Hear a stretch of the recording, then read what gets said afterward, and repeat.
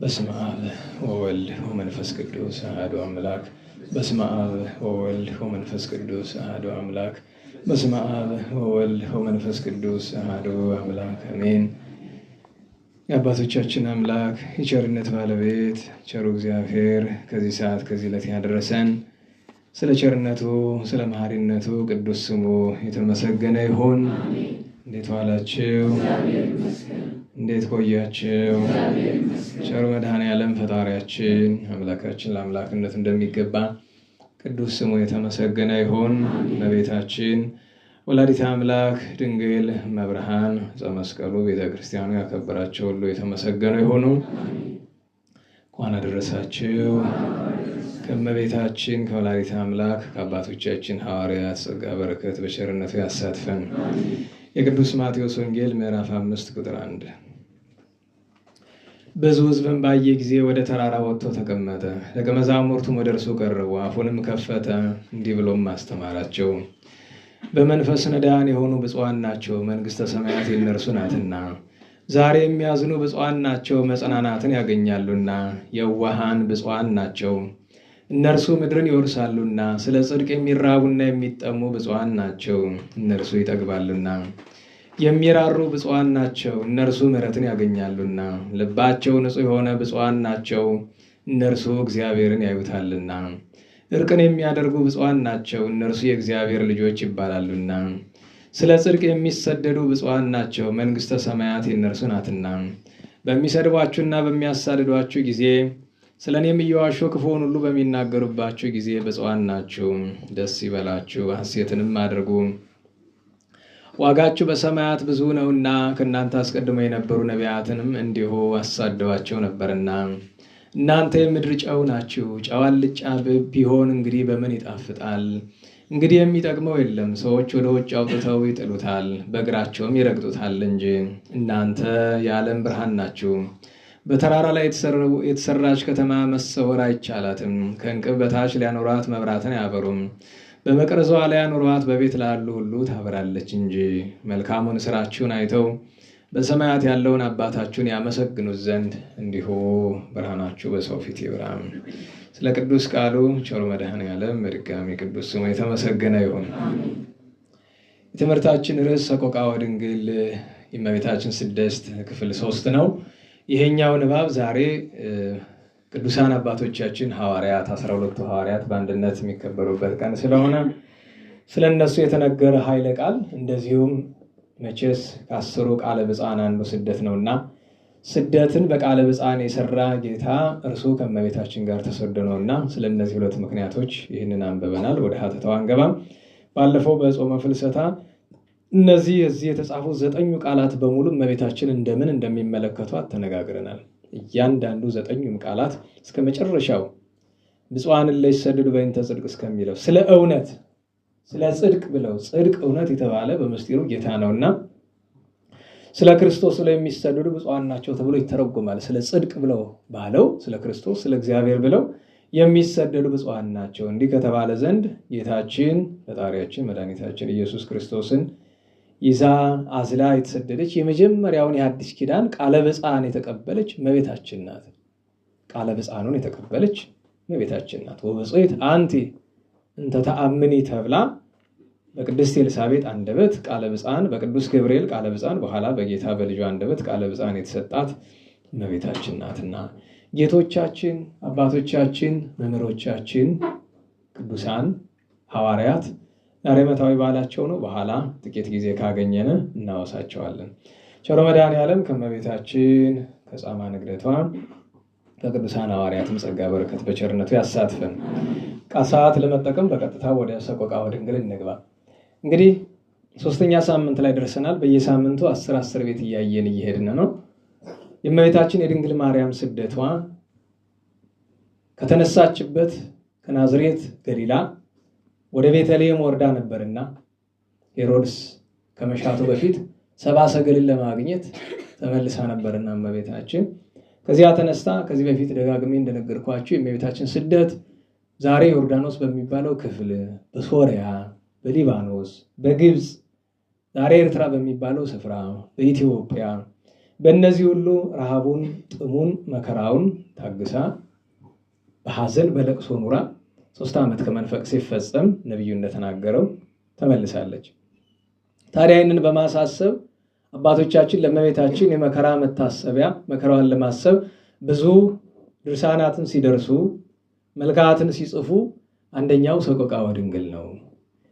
ታዲያ ወደ ዋናው ትርጉም ከመግባቴ በፊት ጾመ ጽጌንና ማሕሌተ ጽጌን ስናስብ ምንም እንኳ ጾመ ጽጌ ጥንትኑ በጣም ከዘመነ ሐዋርያት ጀምሮ ትውፊት ያለው ቢሆንም ማሕሌተ ጽጌ ከናባ ጽጌ ድንግል ከናባ ገብረ ማርያም ከናባ ዜና ማርቆስ ከሐፄ ነዋየ ማርያም ዘመን ጀምሮ ላለፉት 650 ዓመት ቢቆይም ወጣ ገባ በሚል መንገድ ከምዕመናን ልብ እንዲያ ሲል ስለኖረ ዛሬ በምናውቀው መንገድ እንደ ሀገር እንደ ብሔራዊ ነገር ተቆጥሮ አብዛኛው ጻዋሚ እንደ አዋጅ ጾም አክብሮ እንዲጾመው ምክንያት የሆኑ አውጀው ሳይሆን ምሳሌ የሆኑ እናታችን እቴጌ ምንትዋብ ናቸው። እቴጌ ምንትዋብ ከ300 ዓመት በፊት የነበሩ ንግስት ወይም እቴጌ ናቸው። እኒህ ንግስት እኒህ እቴጌ ምንትዋብ በዋነኝነት ደብረ ቁስቋምን እና ናርጋ ስላሴ ጣና ደቅ ደሴት ሄዳችሁ የምታውቁ ካላችሁ በጣም ግሩም የሆነ በዓለም ተወዳዳሪ የላቸውም ከሚባሉ ኢትዮጵያ ውስጥ ካሉ ቅርሶች አንዱ ናርጋ ስላሴ ነው፣ ጣና ውስጥ ማለት ነው። እና ያንን የሰሩት እሳቸው ናቸው። ናርጋ ስላሴ በአንድ ዋርካ ነው የተሰራው። እሳቸው ግን በጣም የሚታወቀው በዚህ በደብረ ቁስቋም ነው። እንግዲህ ደብረ ቁስቋምን ሲሰሩ ሁለት ነገር ማስታወስ ይገባናል። አንደኛ ደብረ ቁስቋም ስትሰራ ሺወቄት ከጣት ቀለበት ይባላል። ነናዋላችሁ መጽሐፍ ወንጌል ላይ ያቺ ሴት ጸሪቀ መበለት ምንላት መበለቲቱ ጸሪቅ የሰጠችው በአንዳንድ መጽሐፍት ያላትን ሁሉ ሰጠች በማለት ፋንታ ትዳሯን ሁሉ ሰጠች ይላታል አይደል? ነናዋላችሁ ትዳሯን ሰጠች ይላል። እናታችን እቴጌ ምንትዋብ ሲሰራ በ1730ዎቹ ደብረ ቁስቋም ሲሰራ ሺወቄት መድበውለት ነበር። ሺወቄት ወርቅ ማለት ነው። በጣም ብዙ ነው። አንድ ወቄት ወርቅ 1 ግራም እንዳይመስላችሁ ብዙ ነው። ያንን መድበው ጥቂት ቢጎድል የጣት ቀለበታቸውን አውጥተው ሰጥተዋል ይባላል። የእንቁ ፈርጽ ያለው። ታዲያ እዚህ ላይ አንድ ጥያቄ ይነሳል። በዚህ ዘመን እየተደረገ ያለ የማልወደው ነገር አለ። በከተማ ቤተክርስቲያን ሄዶ ስጡ ቤተክርስቲያን ልንሰራ ሕንፃ ልንሰራ ምናምን እያለ ይለመናል። ሰው ጣት ቀለበት አውጥቶ ይሰጣል። ነውር ነው። ለናዋላችሁ የአንገት ማተብ የጣት ቀለበት ስጦታ ሆኖ አይሰጥም። እሱ እኮ ቃል ኪዳን ነው፣ ማህተም ነው። ለናዋላችሁ ለምሳሌ አፋዊ ነገር አለ፣ ሳጣዊ ነገር አለ። አፋዊ የሆነ ሀብታችንን ልንሰጥ እንችላለን። ምንም ነገር ይሁን የእጅ አምባር ይሁን የአንገት ተጨማሪ ጌጥ ይሁን የጆሮ ይሁን የምን ይሁን ጌጥ የሆነ ነገር እንሰጣለን። የጣት ቀለበት ጌጥ ነው፣ ሃይማኖት ነው። አንብርኒ ከመህልቀት በውሳጤሩ ልብኪ እንዲል መጽሐፍ። ስለዚህ አንዳንድ ሰው ምን ይላል? ምን አለ ስለ እግዚአብሔር ፍቅር ቢደረግ? እኔም ማስተምረው ህግ ነው። አንዳንዴ ልናስበው የሚገባ ነገር መሰላችሁ። ባለፈው ረቡዕ ዕለት ይሁን ያለፈው ዓርብ አንድ ነገር አንስቼ ነበራል። አንዳንድ ጊዜ ከህግ ወጥተው እግዚአብሔር የሚቀበላቸው ሰዎች ይኖራሉ። ያንን ግን እኛ አንከተለውም። ቅዱስ ዮሐንስ አፈወርቅን ምሳሌ አድርገን አነሳናል። ቅዱስ ዮሐንስ አፈወርቅ ከእመቤታችን ፍቅር የተነሳ ራቁቷን ያለች ሴት ፊት ካህን መቆም ይችላል? እንዴት ዋላችሁ? ይችላል ወይ? አይችልም። እዚያም አልፎ ሄዶ ኀፍረተ ሥጋን እጅ መንሳት ይችላል? አይችልም። ቅዱስ ዮሐንስ አፈወርቅ በማድረጉ ግን ተመሰገነ? አልተመሰገንም?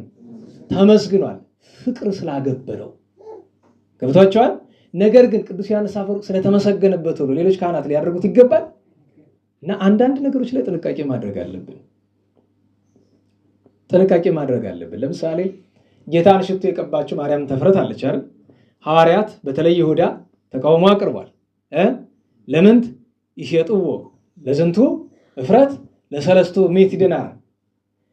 ይሁዳ ይህንን ማለቱ ነው ያስነቀፈው ያለበት ምክንያት ነው። ምክንያቱ ነው እንጂ ነገሩ አያስነቅፈው። ለምን? ለነዳያን የሚለው ነገር አያስነቅፈው። አባቶቻችን ሲተረጉሙ ምን ብለዋል? ሰው መስሎት ካደረገ በኋላ አትንቀፈው ለወደፊት። ለምሳሌ አንድ ሰው አብዬ ጊዜ ኪዳነ ምሕረት የመጋረጃ የመንጦላይት ችግር የለበትም አይደል? በወርቅ የተንቆጠቆጠ መንጦላይት አመጣ። ለጊዜው ምንድን ነው የምንለው? ተባረክ እመቤታችን ትስጠ እንለውና ለወደፊት ግን እንዲህ አይደረግም። ነዳያን ተርበው እያሉ ቤተክርስቲያኗ መጋረጃ ሳይቸግራት ለወደፊቱ ይመከራል። እና የጣት ቀለበት ሰጥተው በእግዚአብሔር ፊት ዋጋ ያገኙ ሊኖሩ ይችላሉ። በሕግ ደረጃ ግን የአንገት ማኅተብ፣ የጣት ቀለበት በአጠቃላይ ይኸውላችሁ ያልገባችሁ ነገር መጀመሪያውኑ ነገር በተክሊል ካልተጋባችሁ በስጋው ደግሞ ካልተጋባችሁ ቀለበቱ ቀለበትም አይደለም፣ ወትሮው ጌጥ ነው። ምክንያቱም ማኅተመ መንፈስ ቅዱስ ማኅተመ ቅድሳት የለውም። ያ ቅባ ሜሮን የተቀባ ቅዱስ ቅቤ የተቀባ ማኅተመ መንፈስ ቅዱስ የተደረገበትን ነገር አውልቀህ ለማንም ልትሰጥ አትችልም። ይህ ስርዓት አይደለም፣ ነውር ነው። ታዲያ እሳቸው ለምን ሰጡት ለኝ እንደሆነ ያን ባደረጉበት ጊዜ ባለቤታቸው አፄ በካፋ ካረፉ 10 ዓመት አልፏል። ትዳር የላቸውም። ስለዚህ ትዳር ያንቺ ነሽ ብለው ደብረ ቁስቋም ያንን ሰጥተዋል። አንድ ይሄን እናስባለን። ሁለተኛ ነገር እቴጌ ምንትዋብ በጣም ፈሊጠኛ ከመሆናቸው የተነሳ ደብረ ቁስቋምን ሲያሰሩ ያደረጉት ነገር አለ። 1500 ሰራተኛ ነው የቀጠሩ፣ ጠቢባን ማለት ነው፣ ሙያ አላቸው። ነናዋላችሁ አንዳንዶቹ 1000 ነው ይላሉ፣ ቁጥሩ አያጣላም። 1000 ይገነባሉ፣ 500 ይተቻሉ። ነናዋላችሁ 500 ሙያቸው ምንድነው? አቃቂር ማውጣት። ጠፈፍ ያለ የተሳካ ስራ እንዲሰራ እየዞሩ አቃቂር ነው የሚፈልጉ። ስንጥርም ትውል እቺ ምንድናት? እቺ ምንድናት የሚለው ድርቡሽ 2 ዙር መጥቶ ስላጠፋው ነው እንጂ ብትመለከቱ ዛሬ እንኳን የተረፈውን እዩት። እዛ ሽናው አዳራሽን ሄዳችሁ ታዩታላችሁ አይደል? ያ ሁሉ ቦምብ ወርዶበት፣ ያ ሁሉ መከራ አልፎበት፣ ድርቡሽ ያን ሁሉ ነገር አድርጎበት፣ እንግሊዝ ያን ሁሉ አድርጋበት፣ ጣሊያን ያን ሁሉ አድርጎበት ዛሬም እንኳን ቆሞ ይታያል። ስለዚህ ይሄ ያስደንቃቸዋል። መቼስ ተችን የመሰለ መድኃኒት የለም ለሀገር፣ በዛው ልክም ተችን የመሰለ መርዝ የለም። የምተችበት ልቦና ነው። ለመጥቀም ይተቻል፣ ለመጉዳትም ይተቻል። የመጨረሻ ሶስተኛ ደብረ ቁስቋም ሲሰራ በግመል እመቤታችን የስደቷን ነገር በጣም ከሚወዱ ሴት ንግስታት እቴጌዎች መካከል እቴጌ ምንትዋብ የሚተካከላቸው የለም። ከግብፅ ከሊፋዎች ጋር ተጻጽፈው ከግብፅ እመቤታችን ካረፈችበት ከዋናው ደብረ ምጥማቅ በግመል አፈር እየተጫነ መጥቶ ነው የተሰራ። የምታውቁት እዛ ስትሄዱ ደብረ ቁስቋም ተረግጦት አንዳንድ ቦታ ላይ ትንቡክል አላረታቻለ ምን ይባላል? እሱ አፈሩ ምንድነው ነው የሚባል? ምልስ አፈር ይባላል። ምልስ አፈር ማለት ከሌላ ቦታ ተቆፍሮ የመጣ ሳይሆን ከደብረ ቁስቋም ከግብፅ የመጣ ነው። እና አሁን በ6 ሄዳችሁ ያንን ስትረግጡ ልክ ግብፅ ያለችውን ደብረ ቁስቋም የረግጣችሁ ያክል ደስ ሊላችሁ ይገባል። በእውነት ሊለን ይገባል። ታዲያ እኒህ ንግስት ቃሃን ተሻግረው ቤተመንግስትና ቅድስት ደብረ ቁስቋምን ሰርተው ሊቃውንትን መድበው ማሕሌተ ጽጌ ከተለያየ ስፍራ መጥቶ ሰው እንዲቆመው አድርገው እርሳቸው ማሕሌተ ጽጌን የሚያዳምጡ ቅዳሜ ለእሑድ ሌሊት በሰውነታቸው ልክ ጋን አሰርተው እንደ በረዶ የሚቆረጣጥም ውሃ እዚያ አስሞልተው እስከ አንገታቸው እዚያ ላይ ቆመው ነበረ። ማሕሌተ ጽጌዋን እንባቸው እየፈሰሰ የሚያዳምጡ የነበረ ነናዋላችሁ ሰቆቃወ ድንግልን ያዳምጡ የነበረ እንዲያ ነው እንድናውቀው ብዬ ነው። ክርስትና ስማቸው የሚያውቅ ሰው አለ? እቴጌ ምንትዋብ ክርስትና ስምሽ ማን ነው?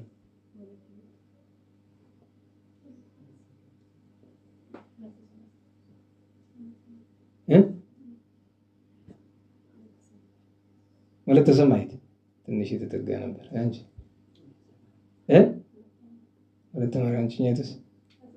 ዘደ ስላሴ መፈልገውን አላገኘው ከኋላ አንቺሳ? እጅጋየሁ ወለተ ትንሣኤ። በዚያው መስማችሁን ያስተዋውቁላችሁ ነው። ጸልዩላችሁ እየሰማችሁ። ማነው አንቺ? ወለተ ስላሴ። አብዛኛው ሴት ወለተ ስላሴ ነው። ወለተ ሰማዕት የለም የምፈልገው። አንተ ስም ማን ነው? ገብረ ማርያም ተወልደ መድኅን ገብረ መስቀል። አንተ ወልደ ሰንበት። አንተስ? ገብረስላሴ አንተ ከውጭ ኃይለማርያም አንተ ገብረ ሐዋርያት ዘክራል ዛሬ ዘክራውን ጉባኤ ሲያልቅ የለም እሱን ፍለጋ እኮ ነው። ክርስትና ስማቸው ማን ነው? ወለተ ጊዮርጊስ እና እኔ እናት እግዚአብሔር እረፍቱን መንግስቱን ርስቱን ያወርሳቸው ለኛም ከበረከታቸው ያሳትፈን። እመቤታችን መውደድ እንዲህም አለ ብዬ ነው በቤተ መንግስት ይደረጋል ነውና እግዚአብሔር አምላካችን ከጻማ ንግደታ በረከት ያሳትፈን። ሰቆቃወ ድንግልን ወደ መመልከትን ሞክር። እንግዲህ በቤተ መቅደስ ዘልህቀትን ተመልክተን ያቆም ነው። አንደኛ አንቀጽ ላይ እንግባ። ያዕቆብ ነገደ በፍስሐ ለረኪበ ኩሉ መፍቅዱ። የአብርሃም የልጅ ልጅ የአባታችን የአብርሃም የልጅ ልጅ የጻድቅ ይስሐቅ ልጅ የኤሳው ወንድም ያዕቆብ ረሃብ በአገሩ ጠንቶ መከራ በደረሰበት ጊዜ ታሪኩ በዘፍጥረት ተጽፎ እንደምታገኙት ያዕቆብ ነገደ በፍስሐ ደስ እያለው። እንግዲህ ያዕቆብ ወደ ግብፅ ተሰዷል አይደለም? ሊቁ ንጽጽር ሊያመጣ ነው። ያዕቆብ ነገደ በፍስሐ። እመቤታችን የወረደች በሐዘን ነው በደስታ ነው? ንገሩኝ። አሁን ለምንድን ነው ወደ በደስታ የወረደ ቢሉ ለረኪበ ኩሉ መፍቅዱ ፍላጎቱን ለማግኘት። የያዕቆብ ወልደ ይስሐቅ ፍላጎቱ በዚያ ወራት ሁለት ነው። እርቦታልና ምን ፍለጋ? እህል አይደል? የሞተ ልጅ በግብፅ ነግሷል እና ተገናኙት ነው በደስታ። ከዚህ በላይ የሚሻው ነገር አልነበረውም ከሰማይ በታች። ቅዱስ ያዕቆብ ሶበ ሰማ በብሔረ ግብፅ ከመነግሰው ወልዱ ልጁ ዮሴፍ በምድረ ግብፅ እንደነገሰ በሰማ ጊዜ ፈቃዱን ሁሉ ያገኝ ዘንድ በደስታ ወረደ። ለአጉዮ ወልዳ በአንብ አምሕፃናት ተሃርዱ። የአምላክ እናት ድንግል ማርያም ግን ወደ ግብፅ የወረደችው ወዲህ 144 ሕፃናት ታርደው ደሙ እየተከተላት በጎዳና ወዲህ ልጄን እንዳይገሉብኝ ብላ ልጇን አዝላ በሐዘን በለቅሶ ነው። ነገደት ውስተ ምድረ ግብፅ ማርያም ዘመዱ አንድም በጥሬ አነጋገር ልጁ የሆነች ድንግል ማርያም ግን ወደ ምድረ ግብፅ የወረደችው ሀበ አልባቲ ዘየአምራ ወኢአሐዱ እሱ ልጁ ነግሶ ነው። እመቤታችን የሚያውቃት አንድም ፍጥረት ወደሌለበት ስፍራ ወረደች ብሎ ሐዘኗን ሰቆቃዋን ሊቁ ገብረ ኢየሱስ ይናገራል። ቀጥሎ ያለው ኃይለ ቃል ትእዛዝ ስለሆነ ለመፈጸም ቀላል አይደለም። ለብቻ ቢሆን ይቀላል፣ በጉባኤ ግን ለማድረግ ይከብዳል። በክዩ ሕዙናን ነው። የበቀደም እሁድ አይታችሁ ከሆነ በሁሉም አድባራት የተባለ ምንድነው? በክዩ ሕዙናን ሰቆቃወ ድንግል። ሐዘንተኛ የሆናችሁ ሰዎች አልቅሱ። እንዴት ትሉኝ እንደሆነ ሀሌክሙ ስደታ፣ ስደቷን አስባችሁ ሐዘንተኛ የሆናችሁ ሰዎች እኔ ሐዘንተኛ ነኝ ካላችሁ ሐዘኗን ስደቷን አስባችሁ አልቅሱ። ወላሁ ፍስሐን የለም ኧረ እኔማ ደስተኛ ነኝ የማዝንበት ጉዳይ ላይ ጊዜው የለኝም ትሉኝ እንደሆነ ደስ የተሰኛችሁ ብትሆኑም እንኳ አልቅሱ። እንዴት? ተዘኪረክሙ ብዝሃ ሰናይታ፣ የደግነቷን ነገር ይህን ለሁለት ይተረጉማል። አንድ እመቤታችን የተሰደደችው ለራሷ ነው ለእኛ ነው? እንዴት ዋላችሁ? ለማን ነው? ብዝሃ ሰናይታ ያለው ይሄ ነው። ሳታጠፋ ስደት ሳይገባት ብዝሃ ሰናይታ ለዚህ ያስተርገዋል። አንድ ሁለተኛ ነገር ብዝሃ ሰናይታ ያለውን ከተወለድን ጀምሮ እስከዛሬ ድረስ ለእያንዳንዳችን የተደረገልን እስኪ በግል እናስቡ። ብዝሃ ሰናይታ ይህንን አስባችሁ ደስተኞችን ብትሆኑ አልቅሱ። ማርያም ተአይል ከመኦፍ ውስተ አድባረ ግብፅ በሃይቲታ፣ በግብፅ ሀገር ውስጥ ከተራራ ተራራ ማደሪያ እንዳጣች ወፍ እመቤታችን ለቃሉ ይቅርታውን መድኃኔዓለም ይላክን ወደዚህ ተቀበዘበዘች። መቅበዝበዝ እንግዲህ እንዳንቀጹ ነው። በኋላም ቃሉን እናመጣዋለን በሌላ ምክንያት። እመቤታችን እንዲሆነች ተአወዩ በኃጢኦታ ሀገረ አቡሃ ኤፍራታ፣ የአባቷ የዳዊት ሀገር ኤፍራታ ዋይታን አሰምታለች። በኃጢኦታ አለ እመቤታችን ድንግል ማርያም ስለሌለች። ምክንያቱም ደራሲው ምንድን ያለ ማለት ይቅርታ ነቢዩ ቅዱስ ኤርምያስ ቃል ተሰማ በራማ ገአረሱ ወሰቆቃው ብሏል አይደለም? አሁን ራሔል እንዘ ትበኪ በእንተ ውሉዳ፣ ልብ በሉ እንዴት ዋላችሁ። ራሔል ስለ ልጆቿ አለቀሰች አለ አይደለም? የእናትነት ከራሔልማ ድንግል ማርያም ትቀርብ ነበር አይደል? የፍጥረት ሁሉ እናት የሆነች ታወዩ በኃጢኦታ እመቤታችን ኑራ እንዳታጽናናቸው እንኳን የኤፍራታ ዙሪያ የቤተልሔም ዙሪያ ሕፃናት እመቤታችንን አላገኙምና ታወዩ በኃጢኦታ ሀገረ አቡሃ ኤፍራታ አለና ወደ ሕፃናት ይውዝ በኩሉ ሁመታ። አባቶቻችን ምን ብለው ይተርካሉ? እመቤታችን ድንግል ማርያም መንገድ ስትወጣ ሀብተ ትንቢት ሀብተ ሁሰት ያላት ናትና ሀብተ ትንቢት እንደ ነቢያት ሀብተ ሁሰት ሰባተኛ ማዕረግ ነው አይደል? በቅዱሳን ሆሰቃኘ ነው አይደል? አንድ ቦታ ሆኖ የትም ቦታ የሚደረገውን ቅዱሳን ሲያዩ ከምን ማዕረግ ደርሷል ይባላል? ከሀብተ ሁሰት። እመቤታችን ድንግል ማርያም የሚፈሰው ደም በእግሯ በታች የሚፈስ ያክል የሕፃናቱ ደም ይታያት ነበር። ያን እያየች እየደነገጠች ትሮጥ ነበር። እመቤታችን ሩጫዋን ትጨምር ነበር። ለዛ ነው ወደ ሕፃናት ይውዝ በኩሉ ፍኖታ በጎዳናዋ ሁሉ የሕፃናት ደም ይታያት ነበርና። ቀጥሎ ያለ እመቤታችን ጥቂት ምሬት የሚመስል ግን ሐዘን ነው። እመቤታችን ደህና ዋላችሁ። ምሬት ኃጢአት ከሌለው ሰውነት ላይ አይገኝም፣ የለም። እመቤታችን ሕይወት ውስጥ ምሬት የሚለውን ቃል ለእመቤታችን አንጠቀምበትም፣ ግን የሐዘኑ ብዛት ምሬት ይመስላል። እንዲያውም እስኪ በጸጋኪ ላይ ምንድን ነው የሚለው? ኃጣይኩ ስዩመ ናዛዜ ዘይን የጽርግፍ የብላ። ቀጥሎ ምንድን ነው? ወመኮነ ጽድቅ ማርያምን ዘአምር ምን ምረተ ልቤ በሐዘን በሰቆቃ በፍርሃት ምን ያህል እንደተመረረ የሚያይልኝ በጎ ዳኛ ባገኘሁ ብላለች እመቤታችን። እና አይቴኑ መልአክ ዘአብሰረኒ አለች። አሁን ይሄ ጥሩ ጥያቄ ነው በእውነቱ። ደስ ይበልሽ፣ ደስታን የተመላሽ ጸጋን የተመላሽ እያለ ያመሰግነኝ ያበሰረኝ መልአኩ ገብርኤል ወዴት ሄደ? በነገራችሁ ላይ አሁን እመቤታችን ድንግል ማርያም የቅዱስ ገብርኤልን ፈጣሪ ታቀፋ እንዲህ ማለቷ ለምን ይመስላችኋል? የጭንቀት ብዛት፣ የሐዘን ብዛት።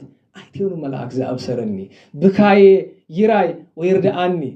ያኔ ያመሰገነኝ የምስራች የነገረኝ መልአኩ ገብርኤል ወዴት ሄደ? በአንድ ጎኑ እኮ ፈሊጥ ነው፣ እኛ እንድንማርበት ነው። በመከራ ቀን አባቶቻችን የሌለ ቀን ሲጨልም እንኳን ሰው ጥላ እንኳ ይከዳል ይባላል። የሰው ልጅ ጥላ የትም ቢሆን የኛ ጥላ ስለሆነ የት ይሄዳል? የትም አይሄድም አይደል? ሲጨልምሳ የለም። አሁን ምሳሌ ነው። ይሄን ስትል እመቤታችን ከቅዱስ ገብርኤል ተለይቷት ነው አይደለም። ግን ልጇ ፈቃዱ አልሆነምና ያ ሁሉ መከራ ሲደርስባት ቅዱስ ገብርኤል ዝም ብሎ ነው ልጇ እስከሚፈቅድ ማየት ነው። አይቴኑ መልአክ ዘአብሰረኒ ብካዬ ይራይ ወይርዳአኒ። ለቅሶዬን አይቶ እንዲረዳኝ ያበሰረኝ ምስራች የነገረኝ መልአክ ገብርኤል ወዴት ሄደ? ዋልበ የሰው ዘይናዘኒ። ፍጥረቱን ሁሉ የምታረጋጋ እመቤታችን ምን አለች? የሚያረጋጋኝ የሚያጽናናኝ አንድ ሰው አጣሁ። ምነዋ ዮሴፍና ሰሎሜ አሉ አይደለ ትለኝ እንደሆነ እነሱ ራሳቸው አጽናኝ ይፈልጋሉ። መከራውን አብረው ነው የሚሳተፉ። በነገራችሁ ላይ ሐዘን በጸና ጊዜ አይታችሁ ከሆነ ለምሳሌ አንድ ተወዳጅ ሰው ሞቶ ለምሳሌ እንታፍሳ ነፍሳቸውን ይማርና የዛን ቀን ኧረ ተው ለቅሶ የሚል ነበረ፣ የሚያጽናና የሚያረጋጋ ነበር። ሁሉም ምንድን ነው? አልቃሽ ነው። ድንገተኛ ነው የነበረው። ሐዘኑ ከባድ ነው የነበረ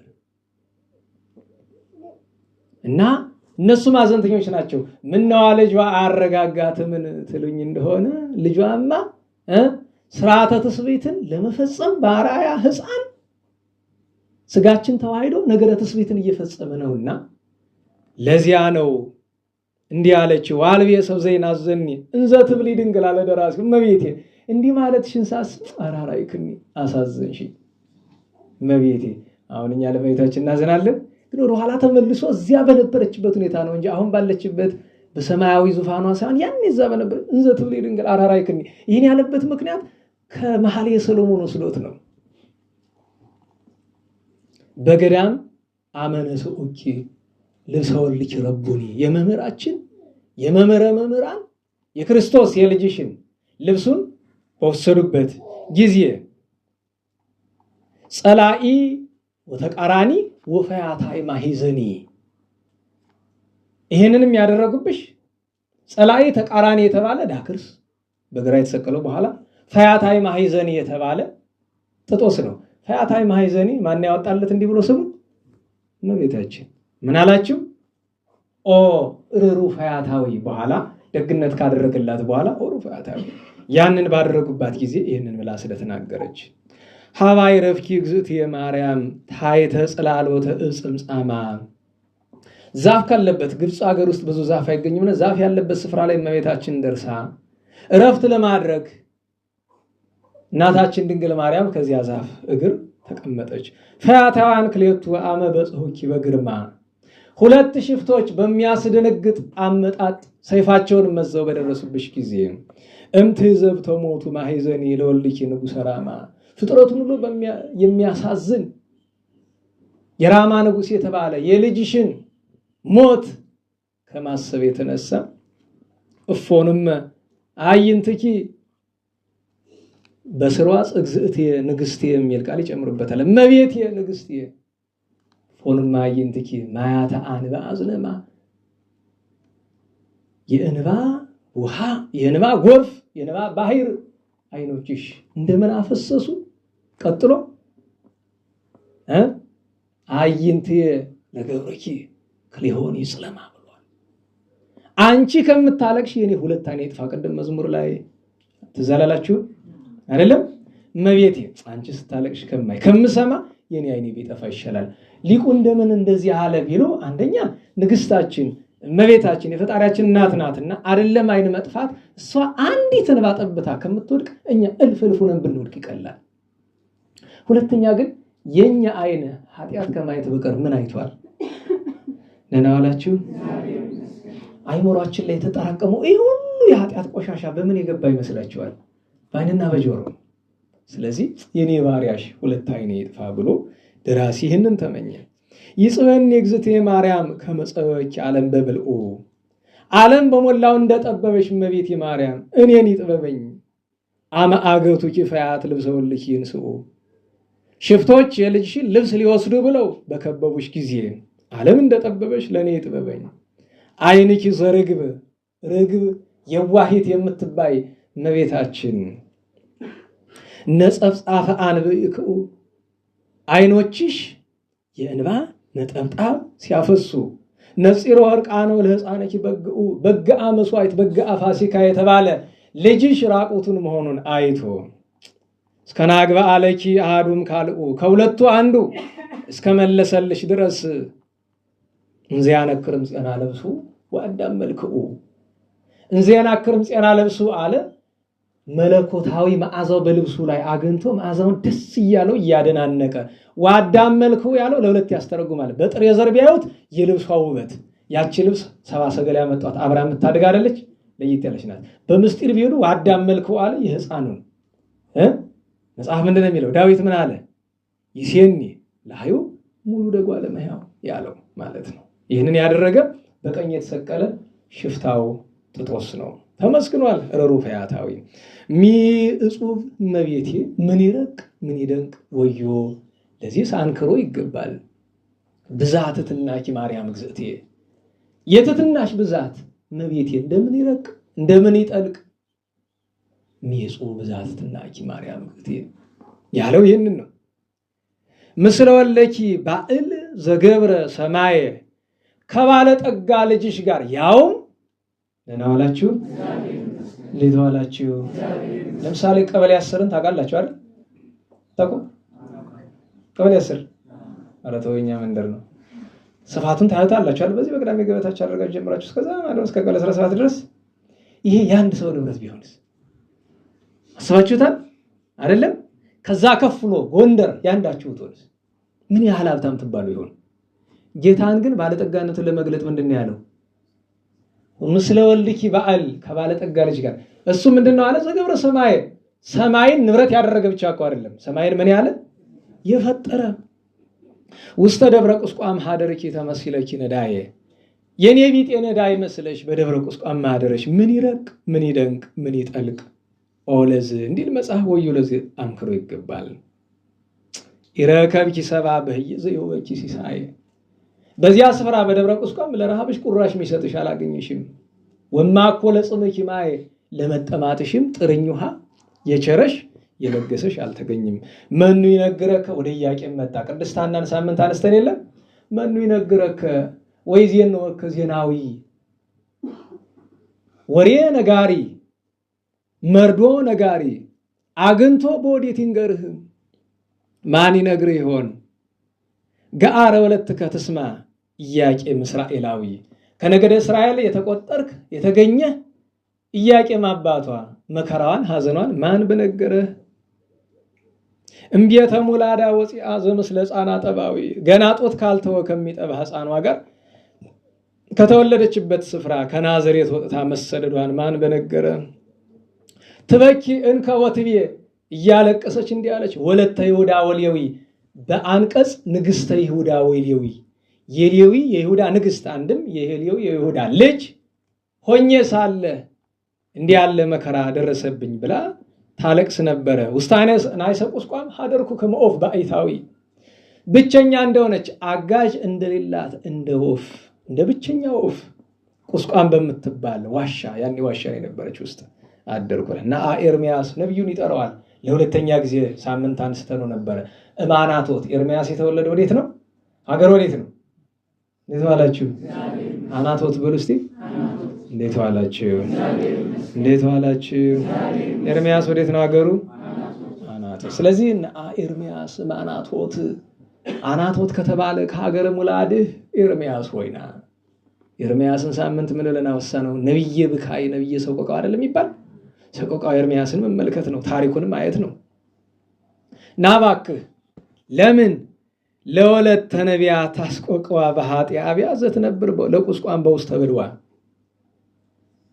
የነቢያት ልጅ ያንተም ልጅ የሆነች ቅድስት ድንግል ማርያም በደብረ ቁስቋሙና መከራ ደርሶባታል። ቤት አጣለችና ታላቅ ሳት ዘንድ ናባክህ ከአናቶት ወበል አክስት እጎል ሆነ አጥበዋ። ይሄ በሰቆቃው ኤርሚያስ የተጠቀሰ ነው። እንዲህ ብለበል አራዊት እንኳ ጡታቸውን ለማጥባት ታድለዋል። አክስት ያለው በጥሬው ቢተረጎም ዘንዶ ተብሎ ይተረጎማል። ግን መጽሐፍ ላይ በሌላ አንቀጽ ነው የሚተረጎመው። እጎል ሆነ አጥበዋ ልጆቻቸውን ለማጥባት እድል አግኝተዋል። ሊተሰ አዋልድ ህዝብ የጽዋ እኔስ አራዊት ልጆቻቸውን ማጥባት ሲችሉ የኔ ወገኖችስ ምርኮ ሆነውብኛል ወደ ፋርስ ባቢሎን ከመሰገኖን በገዳም ሐለዋ እንደ ሰገኖ ምንድነው? እንዴት ዋላችሁ? አንዳንዱ ቃል ጠጋ ማድረግ እኮ ነው። ሰገኖን ምንድነው? በገዳም ሐለዋ። ይሄን ለምን ይሻዋል ቢል ለሁለት ምክንያት። ኤርሚያስ ህዝቡ ተማርከው በስደት በወረዱ ጊዜ ስላለቀሰ እና አላቅሳት ሐዘን ደርሶባታል እመቤታችን። ሁለተኛ ሊተሳ ዋለደ ህዝብ የጽዋ እኔስ በኃጢአታቸው ምክንያት ህዝብ የተማርከውብኝ ነው። የአምላክ እናት አንቺማ በምን በደልሽ ብልህናና አላቅሳት ብሎ ወደ ምስጢሩ ሲወስደው ነው። አንድ ሁለትን ጨምርና እንጨርስ። ስጥጥ ልብሰ ከእስራኤል። አሁን ደግሞ ወደኋላ ተመልሶ ያዕቆብን ድጋሚ ይጠራዋል። ስጥጥ ልብሰ ከእስራኤል። ያዕቆብ እስራኤልን ታውቃላችሁ አይደለም? የማን ልጅ ነው? እንዴት ዋላችሁ? ያዕቆብ የማን ልጅ ነው? የይስሐቅ ልጅ አይደለም? ያዕቆብ ጌታ እግዚአብሔር ያወጣለት ስሙ ማን ነው? እስራኤል ነው። ልጁ ዮሴፍን ምግብ አድርስላቸው ተብሎ ሲሄዱ እንግደለው ተባባሉ። ሮቤል አይሆንም አለ። ይሁዳ እንሽጠው አለ አይደል? ወንድሙ ይሁዳ ሸጡት። ከዚያ ልብሱን ወስደው ትንሽ ቦጫጭቀው ጠቦት አርደው ደም ላዩ ላይ ረጭተው ልከው ምን አሉ? ያን ብላቴን ወደኛ ልከው ነበረ፣ ምናልባት ክፉ አውሬ ሳይበላው አልቀረም ብለው ልብሱን ላኩለት። ያዕቆብ ያንን ይዞ እያለቀሰ ምን ሆነ? ንገሩኝ። አይኑ ጠፋ፣ አይኑን ታወረ። ያንን ሲያዘክር ምን አለ? ስጥጥ ልብሰ ከእስራኤል። ልብሱን ቀዶ ስላለቀሰ ያዕቆብ እስራኤል ልብስን ቀደደማ፣ አሁን ጊዜው ደርሷል ልብስ ለመቅደድ። ወቅንት ሰቅ ማቅ ታጠቅ ልበስ ከመላእኮ ለዮሴፍ አመሃጣይኮ ጥዩቀ። ልጅህን ዮሴፍን ባጣኸው ጊዜ በእውነት በሐቅ አልቅሰህ የለ ለሁለት ከተብክያ ምሳሌ ነገር አልጸቀ። ከዮሴፍ ለምትበልጥ የዮሴፍ አረጋጊ የተባለች የዮሴፍን ፈጣሪ የወለደች የፍጥረት ሁሉ እመቤት አንዲቱ ልጅህ እመቤታችን ድንግል ማርያምን ታለቅስላት ዘንድ ልጅህን ታለቅስላት ዘንድ የምሳሌው ነገር ደረሰ። ወዳዊት በእንተ ድካማ አለ። ወደ ዳዊት ወሰደው። ያስቆቁ ጽፉቀ ካለ ምን ማለት ነው? ጽፉቅ ምንድን ነው? ከጸፈቀ ዱር ይባላል። እንዴት ዋላችሁ? በርታ በሉ እንጂ። ጽፉቅ ምንድን ነው?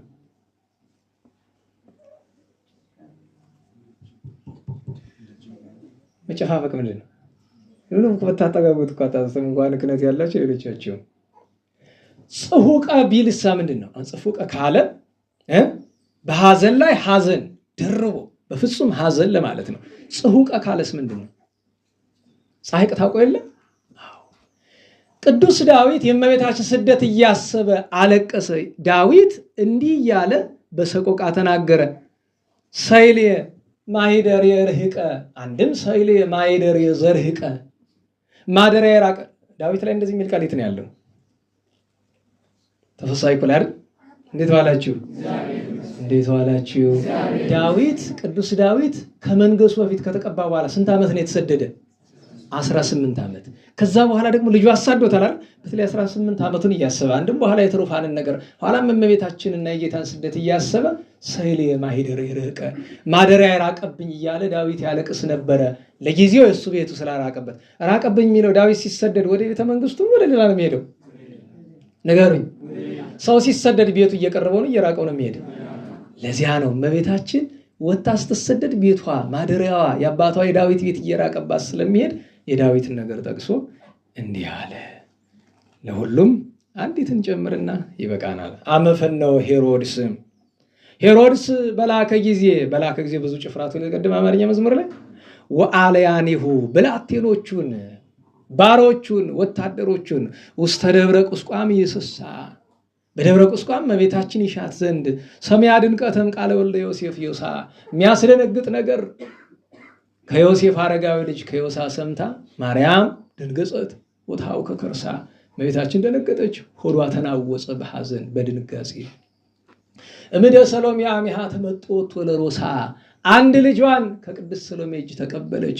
ከመትብክዩ አቁራ በልብሳ፣ በልሷ አቅፋ ይዛ ታለቅስ ዘንድ። ይሄስ ባጭር እንደምን ነው ቢሉ ሄሮድስ እመቤታችን ከተሰደደች በኋላ ሕፃናቱን ካስፈጀ በኋላ ሕፃኑ ጌታ እንዳልተገደለ ሲያውቅ ፈላጊ ላከ።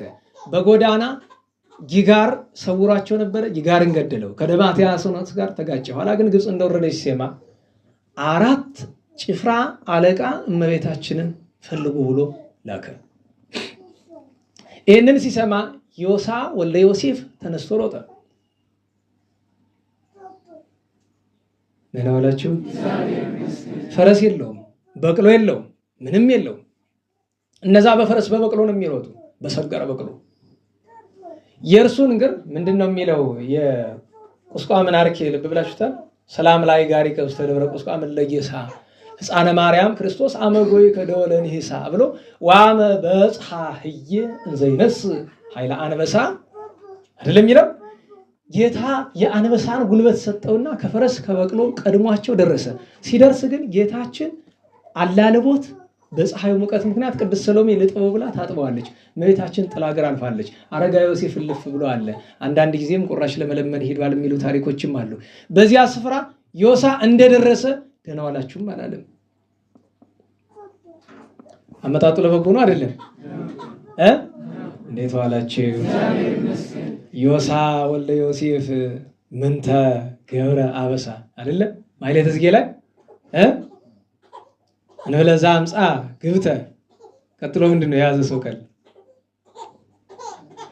እንዴት ዋላችሁ? ያኛውን አርኬ ልጨርስላችሁ።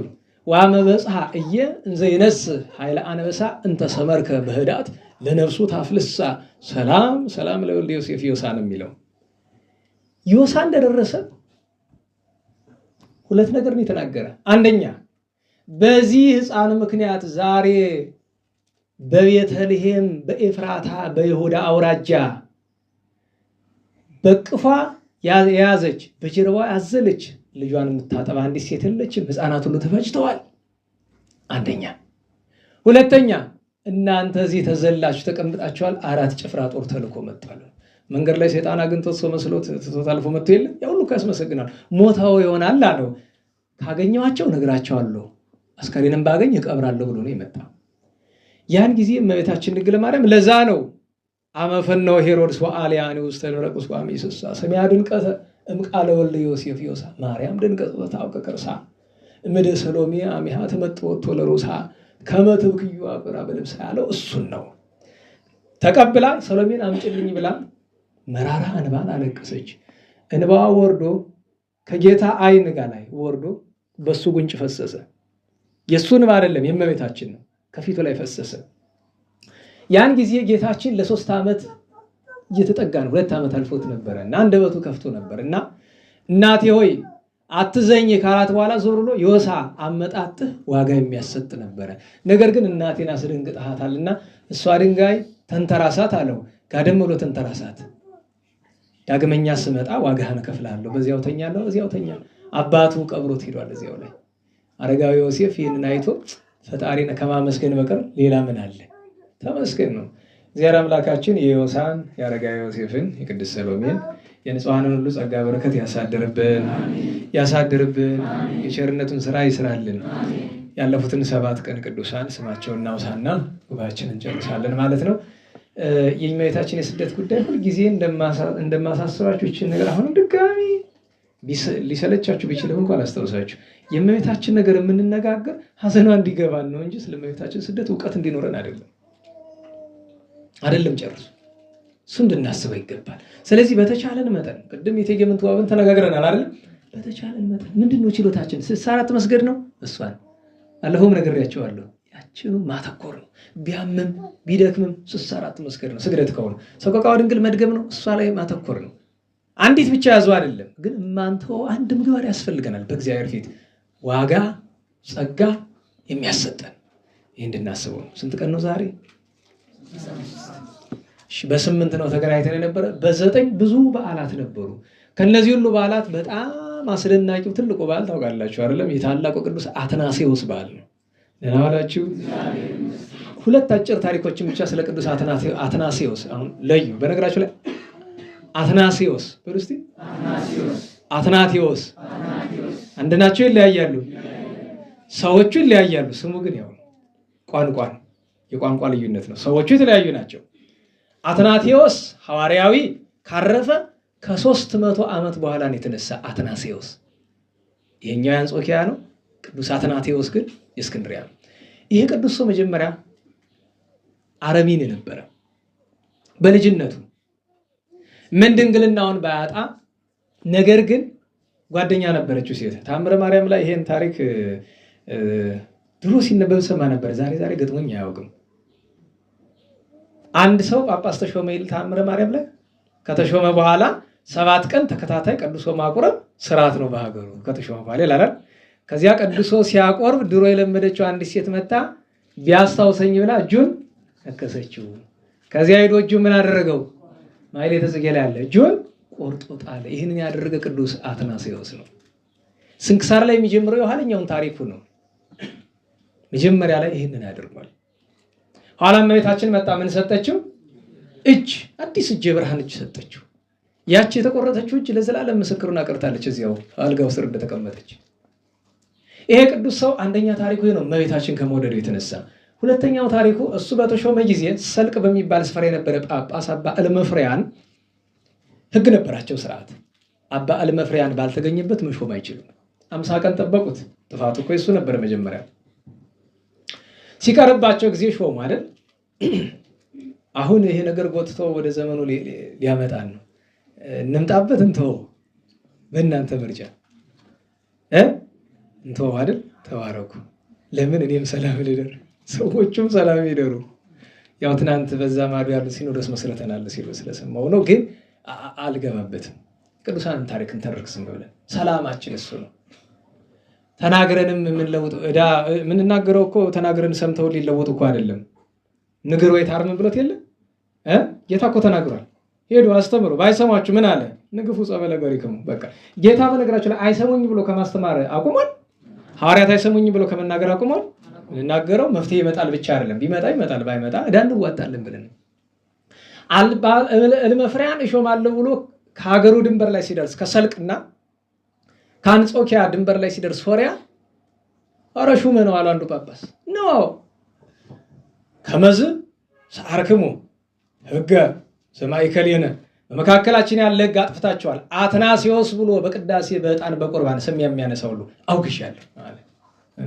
ይሄን ሲሰማ ቅዱስ አትናሲዮስ ቀላል ነው እኮ በስልጣን ማን ይበልጣል? አትናሲዮስ ይበልጣል። አራ ወፈገዝት ወይድ ማን ይሰማሃል አይደል? የለም ታሪክ ታውቀው የለ ሁለት መነኮሳት አንድ ቄስ ነበረ ይባላል። ሽፍታ ቄስ አይጠላደነች። ዛሬ ሁለት ቄስ ነው ያለ። እንግዲህ ሁለቱም ጥሩ ናቸው። ለውዳሴ ከንቱ ነው፣ ጠለፍ ለማድረግ ነው። ጥሩ ተሆኑ አትሆኑ ስላሴ ነው የሚያውቀው። እና ደካማ ሰው ሲያገኝ አንገቱን ብሎ ይቀማዋል። ጉልበተኛ ሲመጣ መስቀሉን መዘዝ አድርጎ ገዝቻለሁ ያለ ይዘርፍ ነበር አሉ። አንድ ቀን ሁለት ጉልበተኛ መነኮሳት መጡ። እንደማይችላቸው ስላወቀ ገዝቻቸዋል ወይ ወፈ ገዝት ብለው ጠቅጥቀውት ሄዱ። ገዳም ሲደርሱ አበምኔቱ ይበቃ ነው። ልጆች መንገድ ምን አጋጥሟቸዋል? እንደዚህ እና ምን ናቸው? አንደኛ ያዝነው የገዳም ንብረት ነው፣ እንዴት ብለን እንሰጠዋለን ብለዋል። አይ ልጆች ታስራችኋል፣ መፈቻ የላችሁም እና ምን ይሻላል? ወስዳችሁ ስጡና ተፈቱ። እንደመልሶ ላካቸው። ተመልሰው ሄዱ። መልአከ እግዚአብሔር ቀስፎት ሄዶ ሞቱ። አስከሬኑን ያገኙት። ዛዋል ያለውን ታሪክ ታውቃላችሁ አይደል? ወደዚያ ታሪክ ውስጥ ዝርዝሩ አልገባም። ግን መሰረታዊው ነገር አንዳንዴ የካህናት ስልጣን እስከዛ ድረስ ይሄዳል ብዬ ነው። አንዳንዴ የፈለገ ነገር አድርገው እስከዛ ጫፍ ድረስ ሊሄድ ይችላል። ስልጣናቸው ከበድ ያለ ነው። ቅዱስ አትናቴዎስ ግን የታየ የቤተክርስቲያን መለያየት ነው። ስለዚህ ደቀ መዝሙሩን ጠራና ልጄ እመርቅሃለሁ፣ በእኔ ፈንታ እሰር ፍታ። እሱ የት ሂዶ ነው ያሉህ እንደሆነ ጾማይት ውስጥ ነው በላቸው፣ ዋሻ ውስጥ ዘግቷል እየጸለየ ነው በላቸው ብሎ በእግሩ ከአንጾኪያ ተነስቶ ሰልቅ ገባ። እዛ ሂዶ ደጅ ጠንቶ ገብቶ የንጉሱን ማለት ይቅርታ የጳጳሱን የአባ እልመፍሪያንን ቤቱን ጠርጎ፣ ከሁሉ በላይ ታውቃላችሁ ቤት ጠርጎ እንጀራ ሰርቶ አብልቶት፣ ወጥ ሰርቶ አብልቶት፣ እግር አጥቦ ይህን ሁሉ አድርጎ አልበቃው ቢል ቅዱስ አትናሲዮስ ምንድን ያደረገ? የአባ እልመፍሪያንን መጸዳጃ ቤት የመነኮሳትን የሚጠርገው እሱ ነበር። መጸዳጃ ቤት በእጁ በታሪክንን ያደረጉ ሁለት ቅዱሳን ናቸው። አንደኛው ቅዱስ ዮሐንስ ዘደማስቆ ነው አይደል? ቅዱስ ዮሐንስ ዘደማስቆ ቅጣት ተብሎ ነው አበውን የተቀጠውት ነው።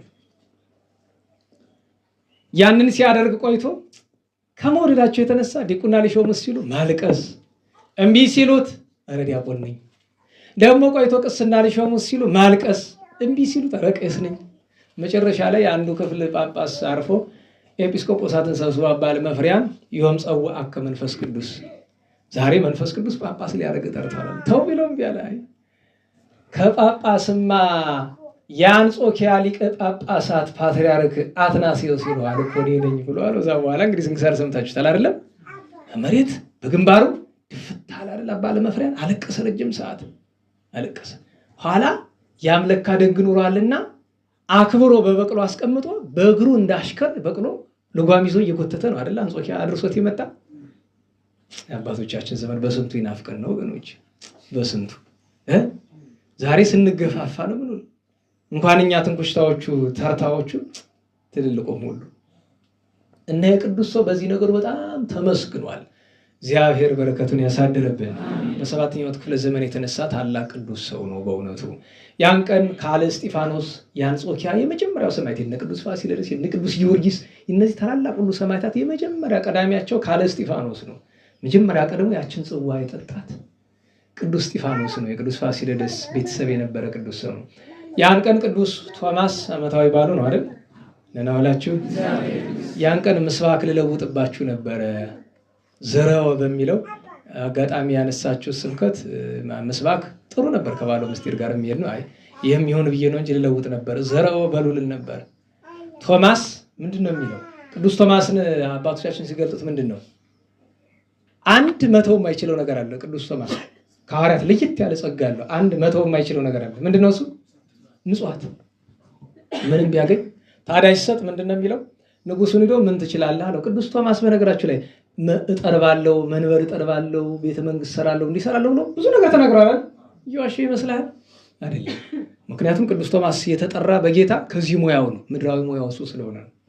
ኋላ አንተማ ጥሩ ነህ፣ መቼ ታንጽልኛለህ አለው። በክረምት አለው። እንዴት ብሎ ህንፃ በክረምት ይሰራል? በድሮ ዘመን አይቻልም፣ ከባድ ነው። ምንድነው ያለው? አልቦ ጻይቅ ችግር የለውም አለ። ማት ወርቅና ብር ሰጠው። ያንን ለነዳያን አከፋፈለ። ሲሰጥ ምን እያለ ነው የሚሰጥ? እቺን እስቲ በግዕዝ የሚናገር ሰው ካለ ልሸልመው እችላለሁ ነው ሲችል። ቅዱስ ቶማስ ሲሰጥ ምን እያለ ነው ምጽዋት የሚሰጥ? ምን እያለ ሰጠ? እሁ በሉ እስቲ በደንብ በሉ። ዘንጉስ ለንጉስ የምድራዊውን ንጉስ ለሰማያዊ ንጉስ ሰጣለሁ እያለ መልእክተኛ ይልክበታል። መሰረቱ በደንብ ብሎ ወጥቶልሃል፣ ግድግዳውን ምሰራበት ላክልኝ ይለዋል። ይሰጠዋል፣ ይመጸውታል። ግድግዳው በደንብ ተሰርቷል፣ ለጣራው ይለዋል። እንደዛ ንጉሱ ቢመጣ ጎንዶፎር ምንም ነገር የለም። እንደቀለድክብኝ ማሳያለሁ ብሎ ከአቤኔስ ጋር ወስዶ አሰረው። በዚያች ሌሊት ጋዶን ትንሽ ወንድሙ ሞተ፣ ወራሹ። ታዲያ መልአክ እግዚአብሔር ወስዶ ቅድም እያቸዋለሁ ግንበኛ ነኝ ብሏል አይደል? አንደኛ ነው አሸሞያው ነው። ሁለተኛ ነገር በትክክልም ግንብ እየሰራ ነው። ከሰማይ ምን አሳየው? ያ ጎንዶፈር ምን ያህል የታደለ ነው እንዴ የተሰራለት። ያንን አሳይቶ ጋዶንን ከሞት አስነሳው። እዚያ ጊዜ ንጉሱ ከወንድሙ ጋር ከቤተሰቦቹ ጋር ሁሉ ከእግሩ ወድቀው ሰግደው ሀገሩ ሁሉ አምኖ ተጠምቋል። ያን ቀን ንጉሠ ነገሥት አፄ ዳዊት የኢትዮጵያ ንጉሠ ነገሥት የአፄ ዘርዓ ያዕቆብ የአፄ ይስሐቅ አባት እረፍታቸው ነው። በ1395 ዓመተ ምህረት 30 ዓመት ከነገሱ በኋላ እመቤታችን የወደዱ አርጋኖንን በወርቅ ቀለም የጻፉ አባ ጊዮርጊስን ከመወደዳቸው የተነሳ በንጉሱ ድንኳን ውስጥ ጠዋት ማታ ይዘምር የነበረ ማህሌት ይቆም የነበረ አባ ጊዮርጊስ ዘጋስጫ ነው።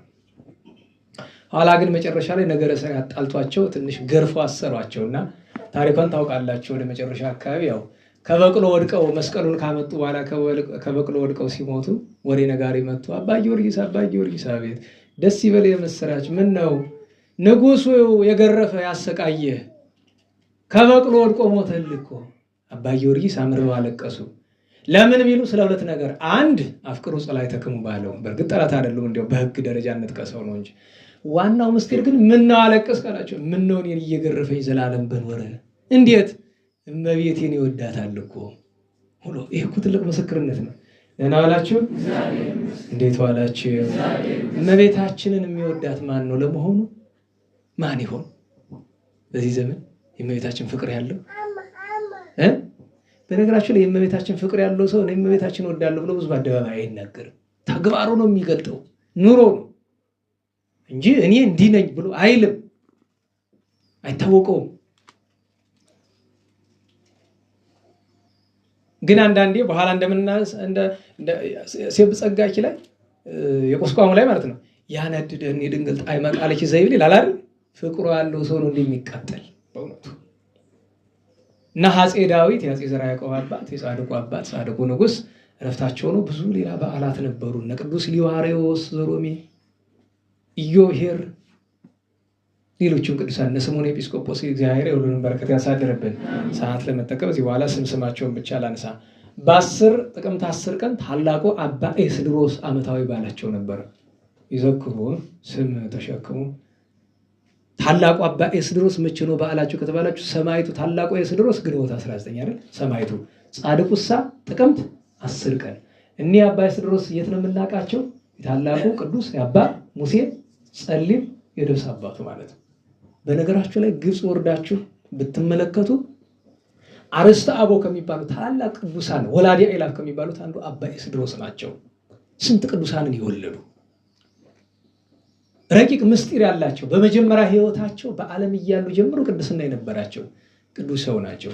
ያን ቀን ሌላኛው የአቡነ ገብረ ናዝራዊ አባት ደብረ ናዝራዊ ደብረ ሐራይክቡ አባት ጻድቁ አቡነ ዮሐንስ፣ ቀሲስ ዮሐንስ፣ እነ ቅዱስ አውማኒዎስ፣ ሰማዕቱ ቅዱስ ሰርጌዎስ ወይም ሰርጊስ ዓመታዊ በዓላቸው ነበር። በ11 የቅድስት ጲላጋያን ነግሬያችኋለሁ በቀደም። እንዴት ዋላችሁ?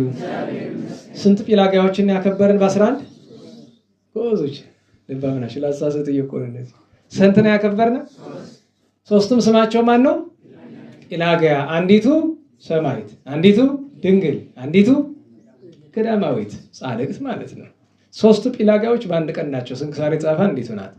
ታሪኳ እንዳተረሱ አንዲቱ ለድንግልና አስተል የተሰዋቸው፣ አንዲቱ የዛረመኔ ልጅ ወድጄሽ ብሎ እሱን ቢብላ በሳት የተቃጠለችው ዲዮቅልጥያኖስ ላግባሽ ብሎ ከነ ልጁ ማለት ነው። ያን ቀን ስደተኛው ጳጳስ አባ ያዕቆብ በአራተኛው ክፍለ ዘመን የነበረ ከነ ቅዱስ ዮሐንስ አፈወርቅ በፊት የነበረ የአንጾኪያ ቅዱስ ሊቀ ጳጳሳት ነው።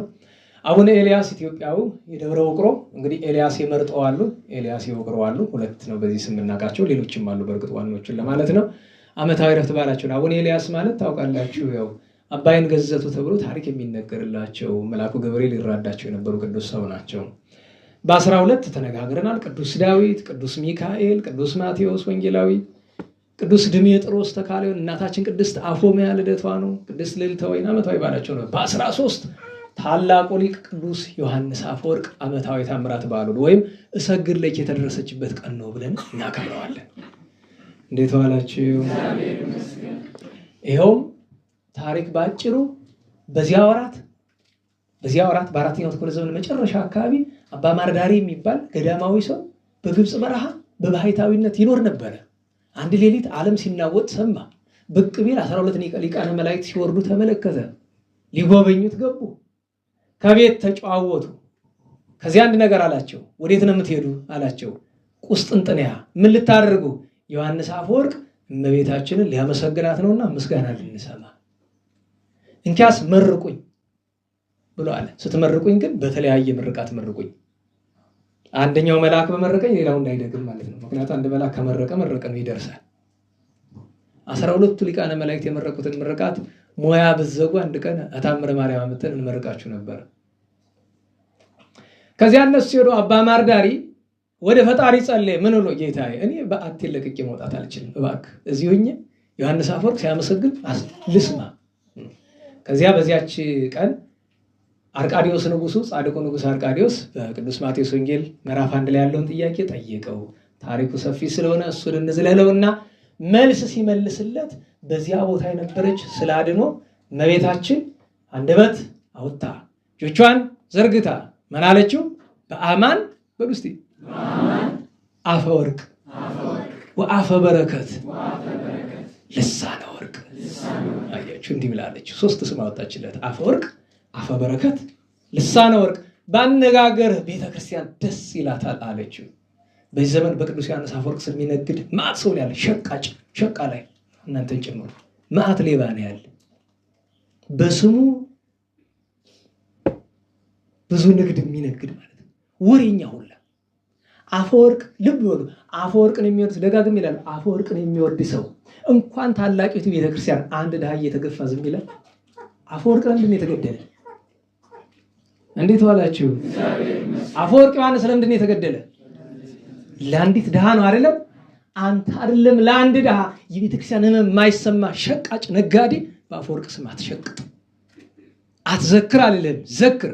ጠዋት ማታ ግን የምትወደው መስለ አፈወርቅ እኔ አፈወርቅ ወዳጅ ነኝ አትበል። አይደለም፣ አንድም የአፈወርቅ ወዳጅን ያላውቅም። አትዋሽ።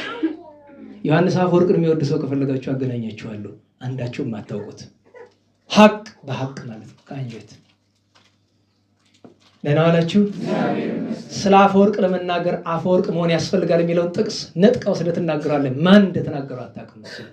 ይህንን የተናገረውን ሰው ማቀኔ ብቻ ነኝ። በግልጽ ልንገርህ፣ ቃል አደባባይ ያወጣኋት ነው አይደለም? መጀመሪያ አዎ፣ ሲናገራት የሰማው እኔ ነኝ። ያን ያለው ሰው ተናገር ብለውት ጨንቆት ነው እንዲህ ያለ።